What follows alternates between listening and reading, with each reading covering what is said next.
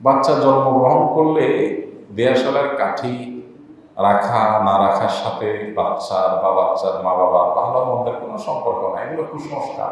এত কুসংস্কার আমাদের সমাজে আছে যে কুসংস্কারগুলোর উপর একটা মোটা এনসাইক্লোপিডিয়া, একটা বিশ্বকোষ হয়ে যেতে পারে না মনে হয়। এত কুসংস্কার আমাদের আছে, যে সমস্ত কুসংস্কার জীবনে শুনিও নেই, এরকম প্রতিনিয়ত নতুন নতুন কুসংস্কার শুনি। তার ভিতরে একটা এটা যে বাচ্চা জন্মগ্রহণ করলে নাকি দেয়াশালের কাঠা অর্থাৎ মেসের কাঠি রাখা হয় এবং সেটা 40 দিন পর্যন্ত রাখা হয় কোনায় কোনায়। বলেন, এটাও কোনো কথা হইল?